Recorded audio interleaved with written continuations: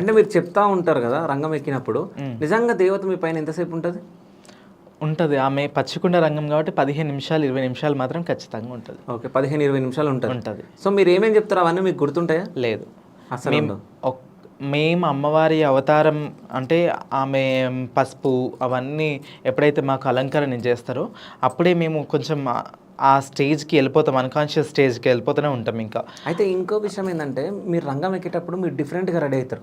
అంటే పెళ్ళికి రెడీ అయినట్టు ఇవన్నీ ఉంటాయి కదా, నెత్తికి పువ్వులు కానీ, అవును చేతిలో ఇది పట్టుకోవడం, మొత్తం పసుపు పూసుకోవడం, ఇవన్నీ అంటే బియ్యం పోస్తారు అనుకుంటా నాకు తెలిసి. రంగం ఎక్కే ముందు అసలు ఏమేం చేస్తారు?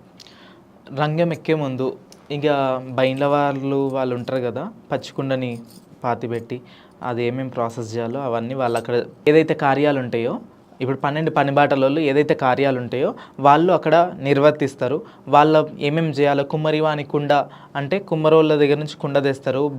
ఏమంటారు మేదరి వాళ్ళ నుంచి చాట తెస్తారు.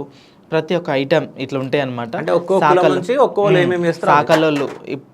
సాకలోళ్ళు వచ్చేసి రంగం అయిపోయిన తర్వాత బలిగంప తిరగడము ఇవన్నీ ఉంటాయి అన్నమాట. ఒక్కొక్క కులానికి ఒక వృత్తికి సంబంధించింది వాళ్ళు అంటే వాళ్ళ పోస్ట్ వాళ్ళకు ఉంటే వాళ్ళు ఏమేమి తీసుకొచ్చి పెట్టాలి, వాళ్ళు ఏమి చేయాలి, వాళ్ళు అక్కడ కర్త ఏం చేయాలి, అక్కడ ఏం చేయాలి అనేది వాళ్ళు చేస్తారనమాట. ఇంకా మాకు మొదట మాత్రం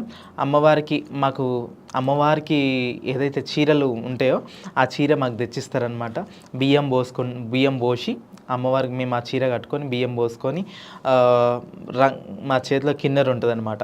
ఆ కిన్నెర నాదమే అంటే కిన్నెర అప్పుడే అమ్మవారికి అన్నీ ఏమంటారు చెప్పుకుంటుంది అనమాట.